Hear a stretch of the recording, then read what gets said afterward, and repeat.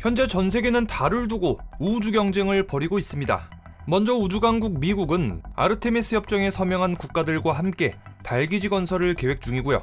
유럽 우주국은 달에서 생활 가능한 기지를 짓는 문빌리지 프로젝트를 구상 중입니다. 또 러시아는 중국하고 편먹고 이 두 나라끼리 따로 달 탐사 프로젝트를 계획 중입니다. 심지어 인도까지 달 경쟁에 나선 상황이죠. 군사, 우주 분야 전문가들은 이렇게 생각하고 있습니다.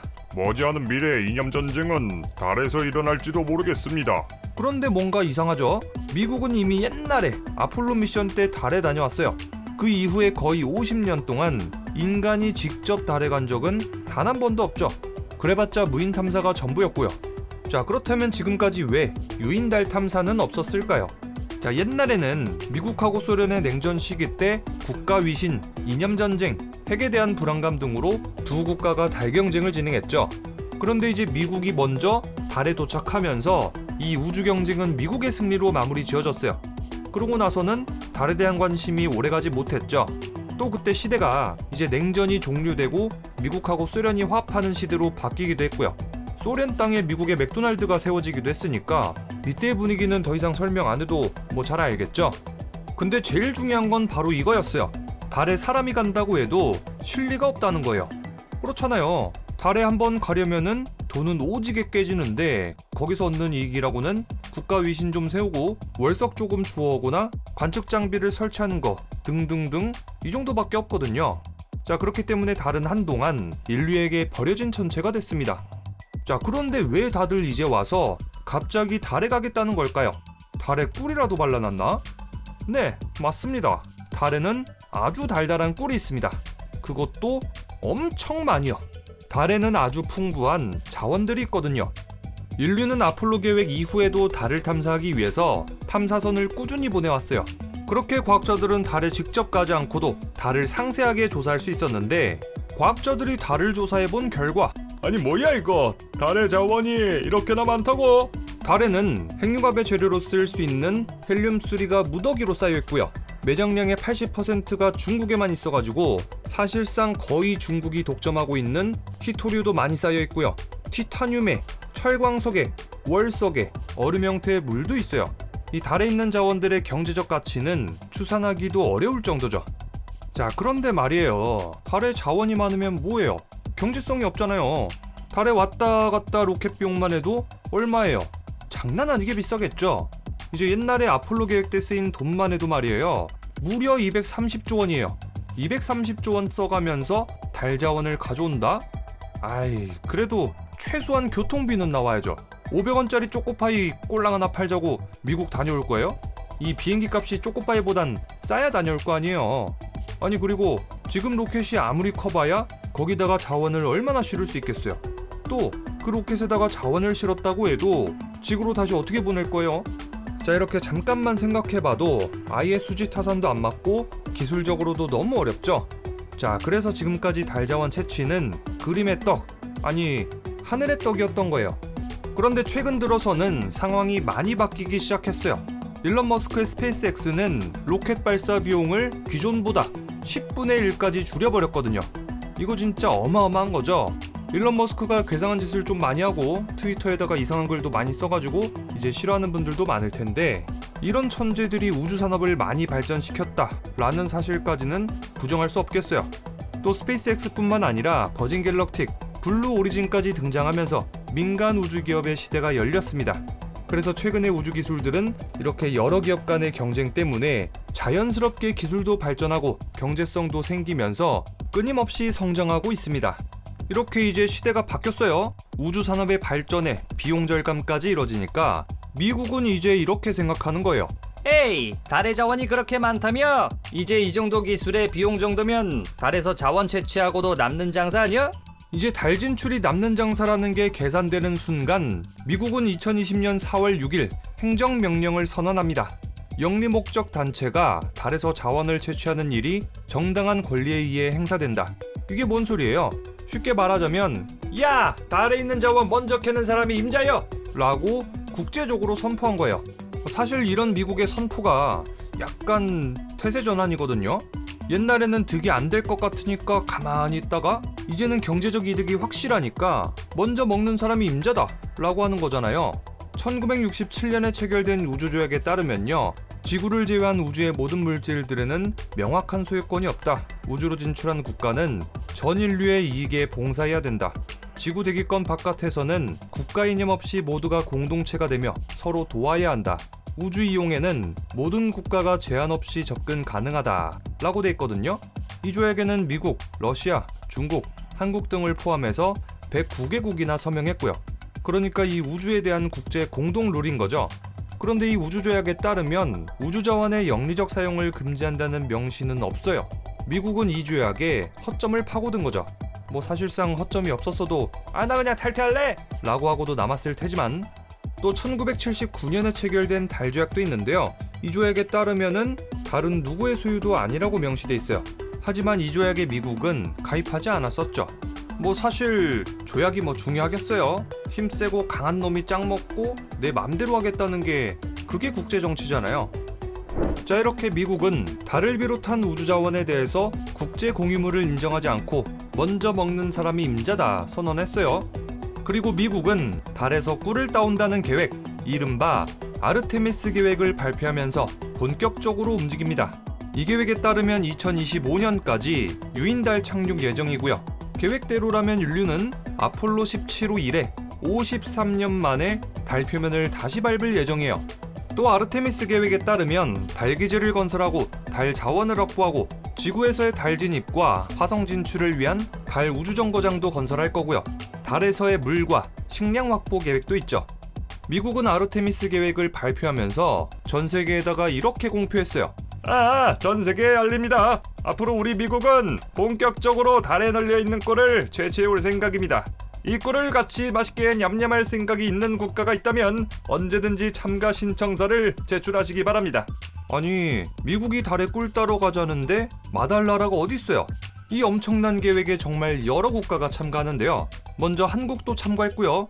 영국, 이탈리아, 프랑스, 호주, 캐나다, 싱가포르, 일본, 이스라엘 등등 전 세계 21개 국가가 참가했어요. 그야말로 전 세계가 뭉친 초거대 우주 프로젝트예요. 그런데 뭔가 빠진 나라들이 있죠. 세계 2등 우주 강국 러시아도 빠졌고요. 패권국을 노리고 있는 중국도 빠졌어요. 이 두 나라가 도대체 왜 빠졌을까요?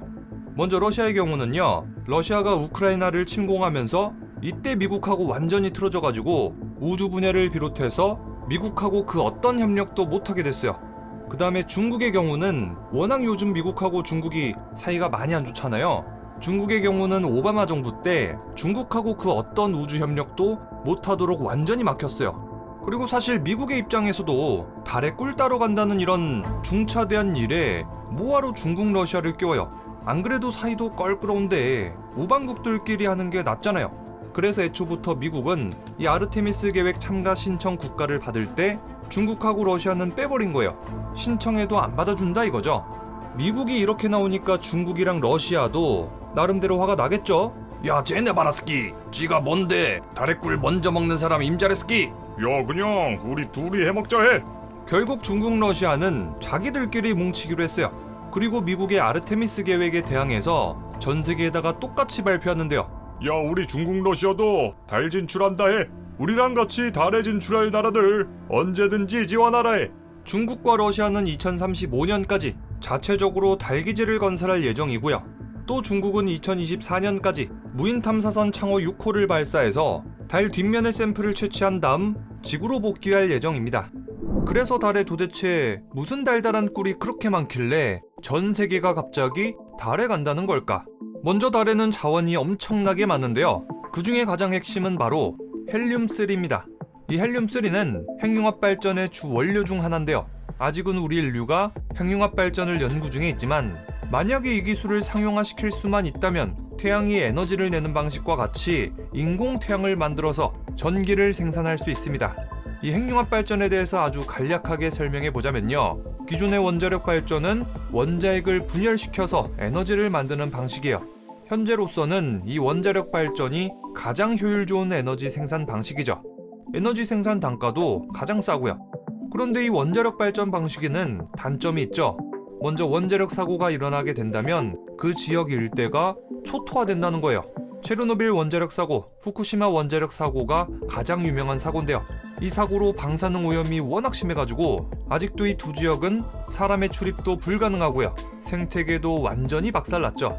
또 이 원전 사고에 대한 두려움 때문에 원전을 추가적으로 건설하려고 해도 지역 주민들의 반발 때문에 쉽지 않아요.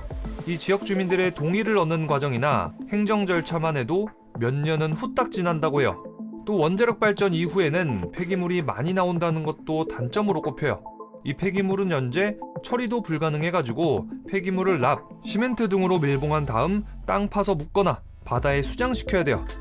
반면에 미래 에너지 기술로 꼽히는 핵융합 발전 방식을 한번 보자고요. 핵융합 발전 방식은 원자핵을 인공적으로 융합시키는 거예요. 이렇게 핵이 융합되는 과정에서 에너지가 발생하는데 이 에너지를 전기로 바꾸는 기술인 거죠. 핵융합은 기존 원자력 발전에 비해서 핵 폐기물도 나오지 않고요. 친환경적이고 안정성도 아주 뛰어나요. 또 핵융합의 효율은 원자력 발전 대비 최소 7배는 더 좋아요. 그야말로 핵분열 발전의 완벽한 대체제라고 할 수 있겠죠.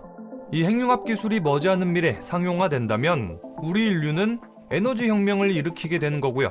기후변화로 여러 몸살을 앓고 있는 우리 지구에 딱 맞는 해답이 될 수도 있어요. 이 핵융합 발전의 가장 이상적인 재료가 바로 달에 쌓여있는 헬륨3예요. 이 헬륨3를 단 1g만 가져와서 핵융합시켜도 석탄 40톤어치의 에너지가 나와요.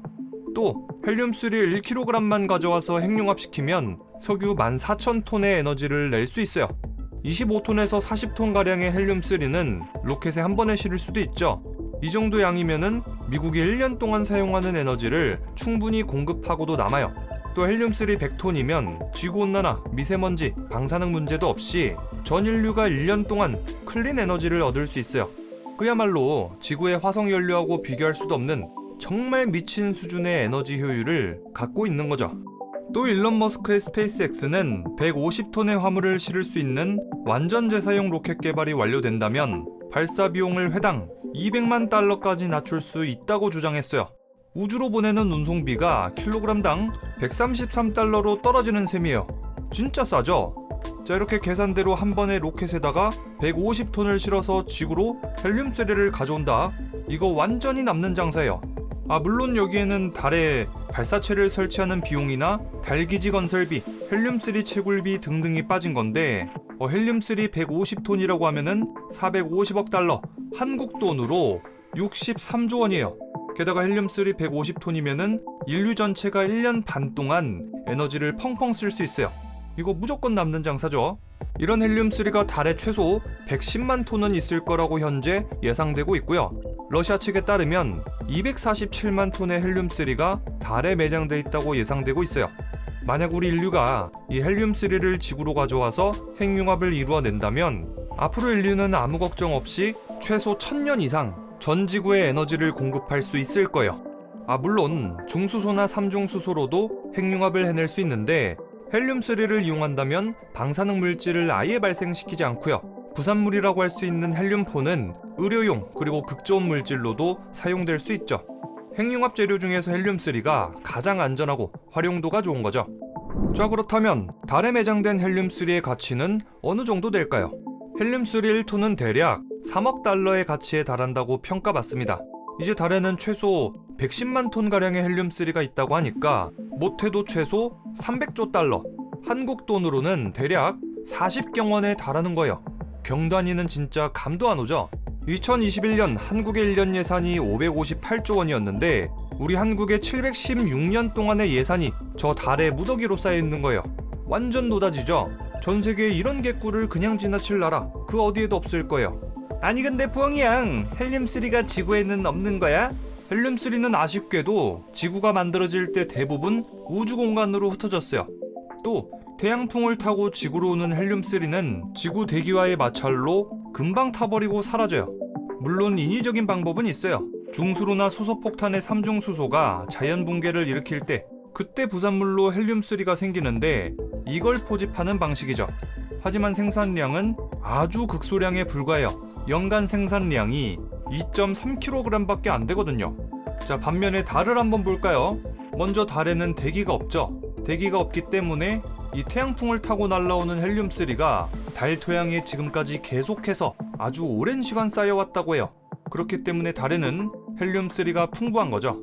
자, 그런데 이 헬륨3를 캐와서 에너지로 활용한다는 계획에는 아주 근본적인 한계가 있어요. 핵융합 발전은 아직 상용화가 안 됐다는 거죠.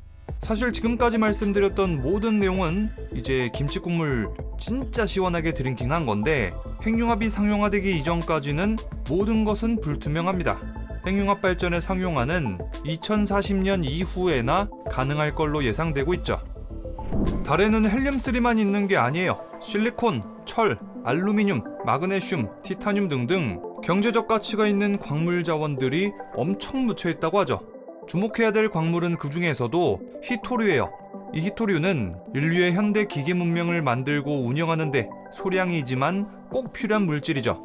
광섬유, 스마트폰, 전기차, 텔레비전 등등 정말 다양한 곳에 쓰이고요. 요즘에는 기후변화 때문에 각국이 여러 친환경 발전소를 짓고 있는데 태양광 패널, 풍력발전기의 터빈, 전기자동차에도 꼭 필요한 물질이에요. 자, 그런데 문제는 전 세계 매장량의 3분의 1, 시장에 나오는 히토류의 90%는 중국산이라는 거예요. 이게 아주 오래전부터 얘기가 나왔던 건데, 지금 러시아가 보면 천연가스 가지고 잠가라 밸브 시전하면서 에너지를 무기로 쓰고 있잖아요. 중동 역시 마찬가지로 석유로 칼 휘두르고 있고요. 이제 중국도 그렇게 될 거예요. 중국은 히토류를 가지고 전 세계를 대상으로 무기로 활용할 수 있어요. 실제로 미중 무역 분쟁 때 중국은 히토류로 무기화할 거라는 의지를 내비친 적이 있어요. 나름대로 중국 입장에서 비장의 카드인 거죠. 이걸 당하는 입장에서는 미국도 기분 나쁘고요. 또 다른 전 세계 어떤 국가든 언제든지 불리하게 작용할 수 있겠죠. 자, 이것보다 더 큰 문제는 히토류는 이제 유한하기 때문에 수십 년 안에 바닥을 드러낼 거란 전망이 우세하다는 거예요. 그래도 나사에 따르면 좋은 소식이 있어요. 대기가 없는 달의 경우 우주에서 날아온 운석이 그대로 달 표면에 쌓이고요. 붕화작용도 일어나지 않아서 일부 히토류는 지구보다 10배 이상 매장돼 있을 겁니다. 또 광물이 표면에 그대로 방치돼 있으니까 땅을 팔 필요도 없고 자원 채취도 훨씬 쉬울 겁니다. 만약에 미국을 비롯한 자유진영들이 달에 가서 히토류를 엄청 확보해 오면 중국 입장에서도 짜증날 거예요. 지구에서 히토류 거의 독점해놨더니 무슨 갑자기 달에 널려있대. 게다가 이거 채굴도 못하게 막을 방법이 없잖아요. 그렇게 되면 중국은 더 이상 히토류 독점을 못하게 되고요. 히토류 자원을 무기로 활용할 수도 없게 되는 거겠죠. 자, 이렇게 해서 달에 있는 자원들, 그리고 이 자원들을 둘러싼 갈등을 알아봤습니다. 오늘 얘기 들어보니까 어때요? 진짜 언젠가는 달을 두고 뭔가 싸움 한번 크게 날 것 같지 않아요? 지금은 미국을 비롯한 자유진영 vs 소련과 중국으로 갈라진 상황인데, 솔직히 저는 이 달 자원을 둘러싼 갈등이 평화적으로 해결될 것 같지는 않아요. 이제 평화롭게 다 같이 나눠 먹자고 하기엔 너무 어마어마한 양의 자원들이 저 달에 쌓여 있거든요. 솔직히 저 달 자원을 누가 앞으로 먼저 차지하냐에 따라서 미국이 패권국을 유지할 수도 있고 중국이 미국을 제치고 패권국이 될 수도 있겠죠. 영화 에드 아스트라를 보면은 달을 둘러싸고 전쟁하는 모습도 나오는데요. 이 영화 속 이야기가 현실 속에서도 벌어질 수도 있겠어요. 자, 그래서 우리는 이 앞으로도 달을 둘러싼 자원 채취와 국가 간의 연합이 어떻게 흘러가고 있는지 잘 살펴봐야겠어요. 또 앞으로 달 자원을 두고 새로운 소식이 나오면은 제가 또 전달하도록 하겠고요. 그럼 지금까지 영화 에드 아스트라 리뷰였습니다. 그리고 저는 리뷰형이었습니다.